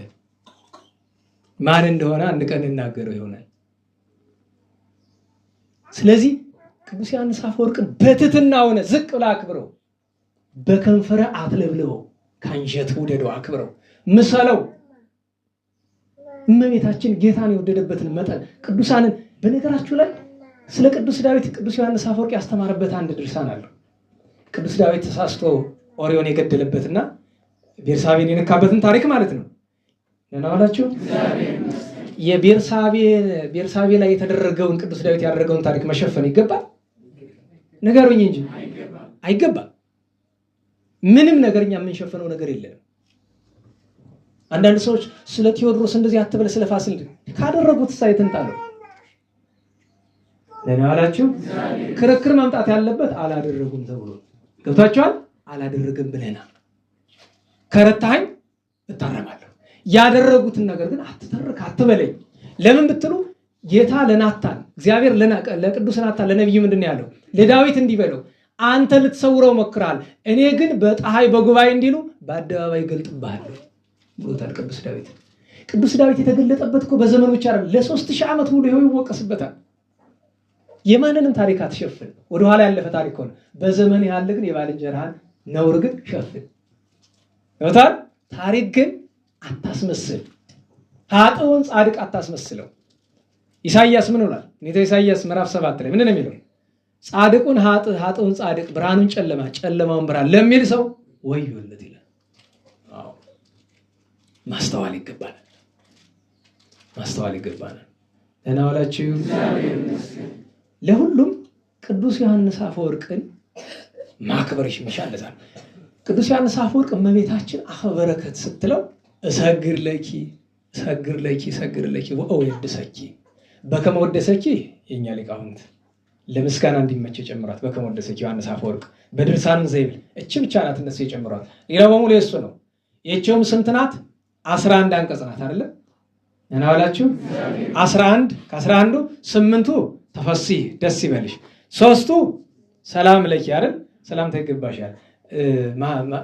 አሁን እናንተ የምትጠቀሙበት ተአምረ ማርያም ያተመው ሰው ግለሰብ አይደል? ሸቃጭን ያተመው አንዱን ተፈሲ ሲተረጉመው ማለት አንዱን ሰላም ለኪ ሲተረጉመው ደስ ይበልሽ ብሎ ተርጉሞታል። እኔም ማዝን ተፈሲም ብንላት ደስ ይበልሽም ብንል ሰላምታ ላንቺ ይገባሻል ቢባል ሁለቱም ችግር የለውም አይደለም? አንባቢ ግን 30 ዓመት ተአምረ ማርያም አንብቦ ይህን ስህተት እንኳን ማስተዋል የሚችል ሰው የለም። ሲሆን ያደለው በአደባባይ በሉት ባልልም ተአምረ ማርያም ሲነበብ እሙ አንቲ ለዘሐዋርያው አነ የሚለው ላይ ቀጥ ነው የሚለው አባቶቻችን ሲደርሱ ምን ሙያ ሰርተው ነው እኔ ሐዋርያው የሆንኩለት አይደለም? እኔ ወንጌል ለምእመናን የማስተምርለት የምትለው እኮ የመጨነቅ ቃል ናት እንጂ ቃሏ ምንድን ናት? እኔ የልጅሽ ሐዋርያ ነኝ ነው የሚለው። ሲሆን ይህንን አይቶ ማዘን አየጌታ እመቤቴ አንድ ቀን በልጅሽ ስም አስተምሬ እንዲህ ሳላደርግ እንዲህ ብዬ በማለት ይቅርበኝ ሲሆን ማለት ይገባል አይደል? ለሁሉም ይህን ድርሳን ደረሰ። መላእክት ያን ተምረው ወጡ። አባ ማርዳሪም ያን ተማረ። ሲያመሰግኑ በዚያ ኖሮ እግዚአብሔር የቅዱስ ዮሐንስ አፈወርቅን በረከት ያሳድርብን። እሺ የመጨረሻ አንድ የዛን ቀን አባ ዘካርያስ ትሩፍ ነበር። አባ ዘካርያስና አባ አቃሪዎስ። የአባ ዘካርያስን ነገር ደህና ዋላችሁ። ስንክሳር ላይ አይታችሁት ከሆነ አቃሪዎስ ሚስት አገባ፣ 2 ልጆች ወለደ፣ ወንድና ሴት። ከዛ ሚስቱን አስፈቅዶ ገዳመ አስቄጥስ ገባ አይደል? ከዛ ረሃብ ሲመጣ 2 ልጆቿን ይዛ መጣች ይላል። እዚህ ላይ ስንክሳር የሌለ ታሪክ ልንገራችሁ። ይዛ ስትመጣ በገዳመ አስቄጥስ በስርዓተ ገዳም መሰረት ሴትና ወንድ መገናኘት አይችሉም። የዛሬውን ተውትና ጥንቱ እንደዛ ነው አይደል? እሷ እንደዚያ እንደ ግቢው በር ሆና እሱ እንደዚህ ሆኖ ምን ነው እህቴ ይላታል። ረሃብ ገብቷል ልጆችን ምን ላብላ አለችው። እስቲ ላኪያቸው ልጆችን ወደ እኔ አለ። 2ቱ ተላኩ። መሀል መንገድ ላይ ሲደርሱ ሴቲቱ ሩጥ አይዳ እናቷን አቀፈች። ወንዱ መጥቶ አባቱን አቀፈ። እህቴ እግዚአብሔር አካፈለና ልጅሽን ውሰጂ፣ ልጄን ወስዳለሁ። ይዞት ገባ ከገዳም። መነኮሳት አጉረመረሙ አይደለም? ከመልኩ ማማር የተነሳ ሴት ስለሚመስል መነኮሳት ቸገራቸው በጣም ሲያጎረመረሙ። ልጅ በመልክ ምክንያት መነኮሳት ተቸግረዋል፣ ገዳም እንልቀቅ ብለው ተያይዘው የት ሄዱ? ወደ አባ ጳኩሚስ ገዳም ወረዱ፣ ወደ ላይኛው ግብጽ ማለት ነው።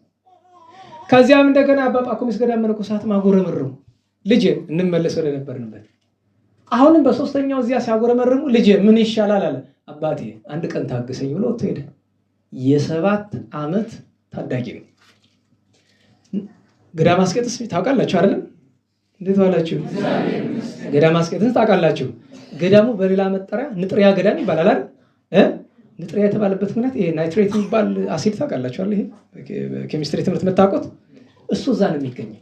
እና የዚህ ናይትሬት አዘቅት አለው። እዛ ሄዶ ሙሉ በሙሉ ተዘፈቀበት ለሰዓታት። እንደ እሳት ላይ እንደገባ ሰው አንጠሸጠሸው እዛ ውስጥ። ያን ታግሶ ግልብጥ ብሎ ሌላ ፍጥረት መስሎ መጣ። ከዚያ ከሳምንት በኋላ ቅዳሴ ሲገባ ቁርባን ላይ ታላቁ የስድሮስ ቅድም የጠቀስኩላችሁ አባ የስድሮስ ካህኑ እሱን የቀደሰና ሊያቆርበው ብሎ የእግዚአብሔር መልአክ መጥቶ አንተ አለው። አቤት። ያ ታዳጊ ይታያል አለው። ማን ነው አለው። እግዚአብሔር ያይመርኩ ጌታ አላወኩም ዘካርያስ ነው። እንዲሆነበት ምክንያት ለእናንተ ፈተና መራቅ ሲል ነው ይሄ ታዳጊ ብለዋል። ቀረብ ሲል ምን አለው? ልጅ ዘካርያስ ሳምንት እንደ ሰው መጥተ ነበር፣ ዛሬስ እንደ እግዚአብሔር መልአክ መጣ ብሎ አቆረበው። በብዙ ገድል ነው። ከገድሎቹ አንዱ ህልም ያያል። ሄዶ ለአባቴ ህልም አየሁ ይለዋል። ተንበርከካለው። አንበርክኮ በዱላ ደብድቦ አባረረ። አሁንም የህልም ይመጣበታል። ሲመጣ ይደበድበዋል። አባቱ ጭንቅ ብሎ ወደ ማን ሄደ? ወደ አባ ጴሜን። አባ ባይሞን ማለት ነው። አባታችን ጴሜን አቤት፣ ህልም እየተመላለስ አስቸገረኝ። አባቴ በነገሩ ይደበድበኛል። ልጄ ህልም ከእግዚአብሔር ነው፣ አባትን መደብደቡ ጥሩ ነው። እንዴት አይጋጭም? አባታችን አይጋጭም።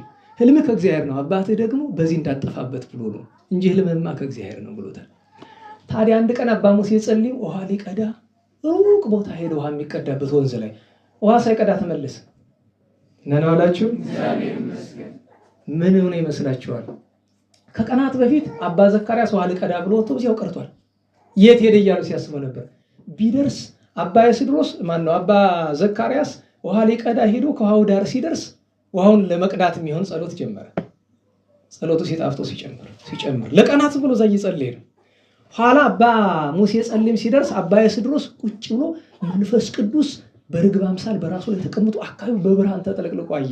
ይህንንም አረግጫው አልቀዳም ብሎ ተመልሶ ሲመጣ ጠበቀና ቀረብ ብሎ ልጄ ዘካርያስ ጥሩ መነኩሴ መሆን እንዴት እችላለሁ እስቲ መከረኝ አለው። አባ ዘካርያስ ደነገጠ። አባቴ ሙሴ አንተ እኮ መምህሬን አባቴን እንዴት ጠይቀኛለህ አለው። ልጄ ከወንዙ ዳር የሆነውን አይቻለሁና ዝም ብለህ መከረኝ አለው።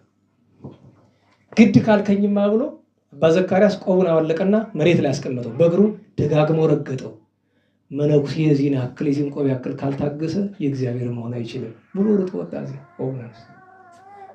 እንዲህ ያለ አባ ዘካርያስ መጨረሻ ላይ በ399 ዓመተ ምህረት ላይ እረፍቱ ሲደርስ ታላቁ መቃርዮስ ካረፈ ከ2 ዓመት በኋላ ሊያርፍ ካልጋው ላይ ጋደም ማነው ከመሬት ላይ ጋደም ብሎ እያለ አባ ሙሴ ጸልይ በቀኝ አባ ኤስድሮስ በግራ ሆነው ዝም ብሎ ሰማይ ያያል አባ ዘካርያስ እና አባ ሙሴ ጸልይ ልጄ ምን እያየ ነው ወደ ሰማይ አለው። አባቴ ሆይ ዝም ብላ አይሻለኝም ወይም በጥሮ ግዝ ሊተሰ ይሄ ይሰኒ አረምሞ ለኔስ ዝም ማለት ይሻለኛል አለ። ሊያርፍ ደቂቃዎች ቀርተውት ውዳሴ ከንቱን ከመጥላት የተነሳ ማለት ነው። አባ ኤስድሮስ ጥቂት ጸሎት አደረገና ጌታዬ ዘካርያስ ልጄ ምን እያየ ነው ብሎ ቀና ቢል ሰባቱ ሰማያት ተከፍተው መላእክት እየዘመሩ ሊወስዱት ሲመጡ አየ። ዘካርያስ እሱን እያየ እኮ ነው፣ መናገር ስላልፈለገ ነው። እኛ ብናይስ የመጀመሪያ ምንድን ነው? ቪዲዮ ካሜራ አምጡልኝ ደግሞ ስትቀርጹ እኔን አስገብታችሁ ነው አይደል? የኔው እንደዛ ነው። የኔ መሆኑ ሊታወቅ በደንብ ሲያርፍ አባ ዘካርያስ አባ ኤስድሮስ ምን አለው? ተፈሳህ ኦ ወልዴ ዘካርያስ እስመ ተርወ ለከ አንቀጸ መንግሥተ ሰማያት። ልጄ ብዙ ደክመሃል፣ ደስ ይበልህ የእግዚአብሔር መንግስት ተከፈተልህ ብሏል። እግዚአብሔር የዘካርያስን በረከት ያሳድርብን። ለቅዱስ አብጥልማቆስ አቃሪዎስ የዚያን ቀን የሚታሰብ ትናንት በ14 አቡነ አረጋዊ ታላቁ ጻድቅ፣ ገብረ ክርስቶስ መርአዊ፣ ቅዱስ ሙሴ እግዚአብሔር ሰው፣ ቅዱስ ፊልጶስ ሐዋርያው፣ 4 ደናግል ልጆቹ አባ ዮሴፍ፣ አባ ማትያስ አብረን ነው የምናስባቸው ከአቡነ አረጋዊ ጋር ማህሌት ላይ ያለ አይደል?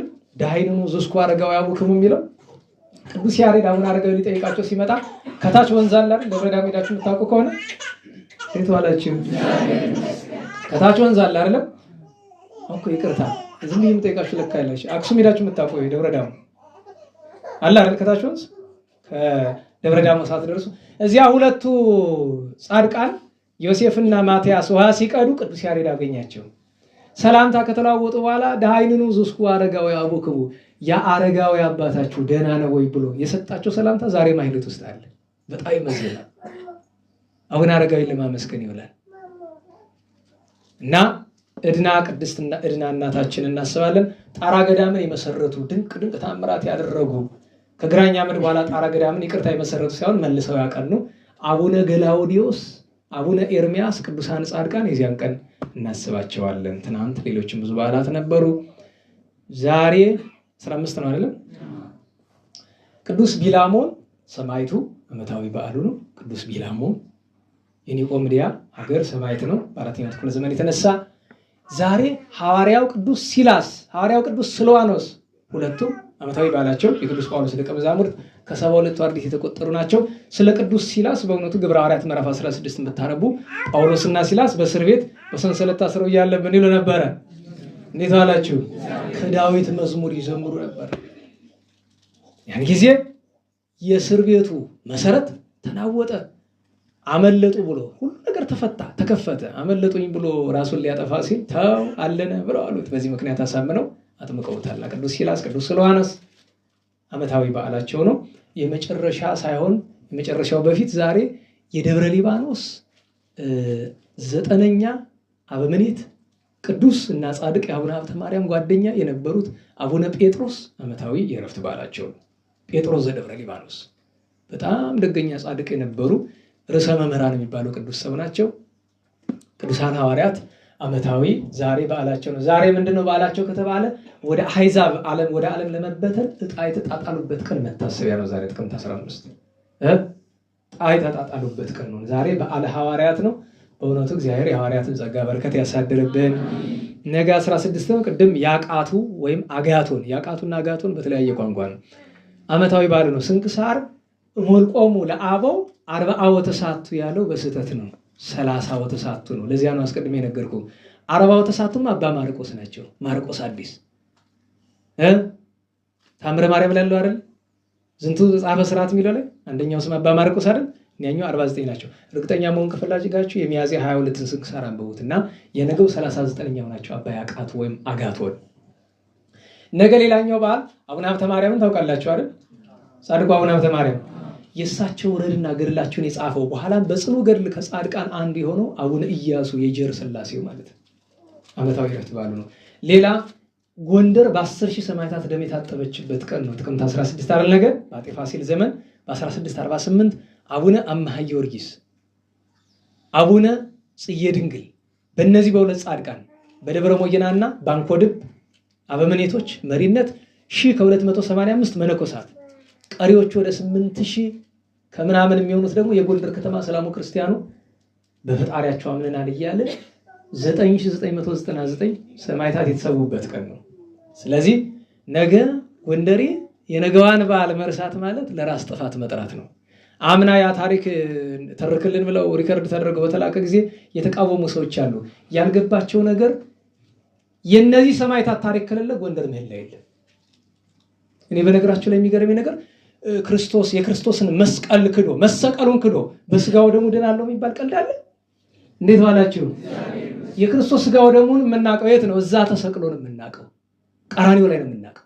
አጤ ፋሲልና 10,000 ሰማዕታት ትተን ቅዱስ ሩፋኤል ለጦቢት ምንድን ነው ያለው? ግብረ ንጉሥ ይብኡ ወግብረ ጻድቃን ይክስቱ። ለንጉሥ ክብር ነው ለጻድቃን ክብር መጨነቅ የሚገባ። እንዴት ዋላችሁ? እንዴት ዋላችሁ? ንጉሱ ቢሰሙስ ምን ይሉና ንስሐ የገቡበትን የታረቁበትን ቆርበው አዝነው ጸልየው 9 ድልድይ ሰርተው መነኮሳትን በባዶ እግራቸው ዝሮ ይቅርታ የጠየቁበትን ጉዳይ አይተረክ። እዛ ስትሄዱ አደባባዩ ላይ ተጽፎ የተለጠፈውን ሰርዘውታል አይደል? ይሄ ሲደረግ ማን ጠየቀ? ቅድም እያቸዋለሁ። ታሪክን አልተፈጸመም ብለህ ተከራከር እንጂ አትጋርደው። የተፈጸመ ነገር ስለ አጤ ፋሲል ክብር የተጨነቅ አስመስለህ ለግል ፍላጎት አታውለው። ስለ አጤ ፋሲል መጨነቅ እርግጠኛውን የነምነግርህ በፈለግከው መልካም ስራ ልትፈልጥ ትችላለህ። ፋሲልን በመውደድ ለክብራቸው በመጨነቅ ግን 50-100 ሆነ ተደምረህ ከኔ አትደርስም። ይሄን ከትዕቢት ከቆጠርከው መብትህ ነው። ለምን ብትለኝ እኔ ከአንተ የተሻለ ሌላ ግላዊ ምክንያት ስላለኝ፣ ለፋሲል የምቀርብበት ግላዊ ምክንያት ስላለኝ ዝርዝር ውስጥ አልገባም። ግለሰባዊ ጉዳይ ከፈለግ ግን የፈለገ ያክል ቅርብ ቢሆኑ ለምን የወላጅ አባቴ ታሪክ አይሆንም? የሀገር ቃል ኪዳን ለሀገር የሚተርፈውን ቃል ኪዳን ዝም የውር ድንብስ የጎንደር ምህላ ልዩነቱ ምንድነው? ከሌላው ባህር ዳር ከሚደረገው ምህላ የጎንደሩ በምንድን ነው የሚበልጥ? በእነዚህ ሰማዕታት ደም ምክንያት እኮ ነው። ስለዚህ ነገ እናስባቸው፣ እንዘክራቸው፣ አደራ እንላለን። እነዚህን ሁለት ቅዱሳን አባቶቻችን ሌሎችንም ቀሪ ማህበራቸውን ሰማዕታት ማለት ነው። እግዚአብሔር በረከታቸውን ያሳድርብን። በ17 ሊቀ ዲያቆናት ቅዱስ እስጢፋኖስ፣ አባ ፊልያስ፣ ቅዱስ ጎርጎርዮስ እነ ቅዱስ ዲዮስቆሮስ የደብረ ዳሞ ሰማዕታት በፋሽስት ጊዜ የተገደሉ እነዚህን ሁሉ እናስባለን። ሌሎችም በዓላት አሉ። በ18 ቅዱስ ቴዎፍሎስ፣ ቅዱስ ሮማኖስ፣ በ19 ቅዱስ ይምርሃነ ክርስቶስ፣ ጻድቃን ማህበረ ኖምና፣ ጻድቃንን ለመጥራ፣ ጻድቃን ዘባረክናሃ፣ እነ አቡነ ዮሐንስ ዘጸይለም፣ አቡነ ሐራ ድንግል ልደታቸው ነው። ብዙ ቅዱሳን አሉ። በ20 ታላቁ ቅዱስ ዮሐንስ ሐጺር፣ ነቢዩ ቅዱስ ኤልሳ ዓመታዊ በዓላቸው ነው። በ21 ከእመቤታችን ጋር አቡነ ዮሐንስ ዘኢየሩሳሌም፣ ቅዱስ አልዓዛር፣ ቅዱስ ማትያስ፣ አቡነ አስራት ወልድ ገድላቸውን ያሳተምንላቸው፣ ጻድቁ አቡነ አላኒቆስ ትግራይ ገዳም ያላቸው እነዚህ ሁሉ የዛሬ ሳምንት የምንገናኝ በ22 በወንጌላዊ ቅዱስ ሉቃስ ዓመታዊ የሰማዕትነት በዓል በአባ እንጦንስ ዓመታዊ በዓል ነው። እግዚአብሔር አምላካችን ሁላችን የዚያ ሰዎች ይበለን፣ የንጹሐንን በረከት ያሳድርብን። ለምስጋና እንነሳ።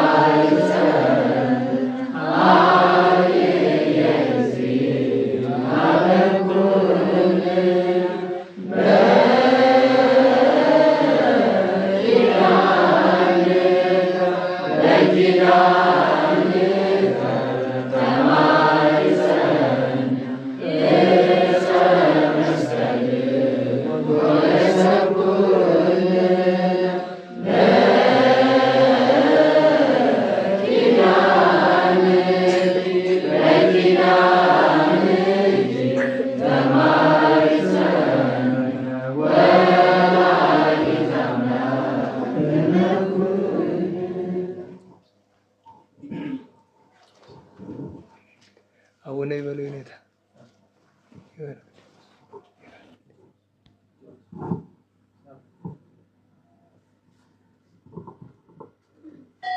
ከልጇ ወዳጇ እመቤታችን ታማልደ አሜን። መዓቱን በምሕረት ቁጣውን በትዕግስት ይላክልን። አሜን። ለታመመ ሁሉ ምሕረቱን ይላክልን። አሜን። ለሞቱት ወገኖቻችን ነፍሳቸውን ይማረልን። አሜን። ለመምህራችን ቃለ ሕይወት ያሰማልን። አሜን። የአገልግሎት ዘመናቸውን ይባርክልን። አሜን። ጤናቸውን ይስጥልን። አሜን። ከሩቅም ከቅርብም መጥተን ቃሉን እንድንሰማ የፈቀደልን ፈጣሪ እግዚአብሔር አምላካችን ማስተዋሉን አድሎ ፍጻሜያችን ያሳምርልን። አሜን። ለወንድሞቻችንም ቃለ ሕይወት ያሰማልን። ዝማሬ መላእክት ያሰማልን። አሜን። ከሰማዕቱ ከቅዱስ ቂርቆስ ከቅድስት እናቱ ከቅድስት ኢያሉጣ ረድኤት በረከት ያሳትፈን። ሰዓተ ማልቱን የባረከ ሰዓተ ምሸቱን ባርኮ ሰዓተ ሌሊቱን ይባርክልን። ሰላም ያሳድረን። አቡነ ዘበሰማያት አቡነ ዘበሰማያት ይትቀደስ ስምከ ትምጻእ መንግሥትከ ወይኩን ፈቃድከ በከመ በሰማይ ከማሁ በምድር ሲሳየነ ዘለለ ዕለትነ ሀበነ ዮም ኅድግ ለነ ወጌጋየነ ከመ ንሕነኒ ንኅድግ ለዘአበሰ ለነ ኢታብአነ እግዚኦ ውስተ መንሱት አላ አድኅነነ ወባልሐነ እምኩሉ እኩይ ስለዚአከ ኃይለ ስብሐት ለዓለመ ዓለም በሰላም ቅዱስ ገብርኤል መልአክ ወእግዝእትየ ማርያም ሰላም ድንግል በሪናኪ ወድንግል በእግዚአብሔር ጸባኦት ሰላም ለኪ ቡሩክት አንቲ እምአንስት ወቡሩክ ፍሬ ከርሥኪ ተፈሥሒ ፍሥሕት የተጸጋ እግዚአብሔር ምስለኪ ሰዓት ኢየሱስ ክርስቶስ ከመይሰራይ ለማተ መይሰራ ኃጢአት እግዚአብሔር ይስጥልን። ቃለ ሕይወት ቃለ በረከት ያሰማልን።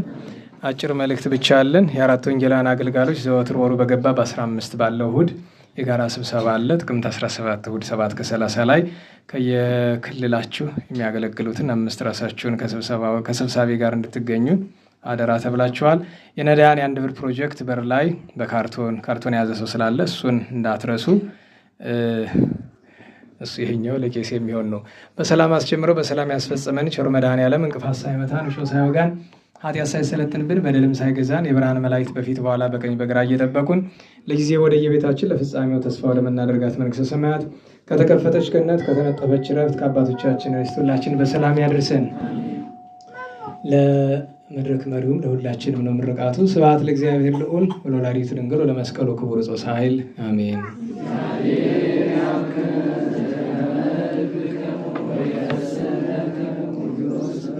ዲያቆናት ቅዱስ እስጢፋኖስ እንደዘከሩ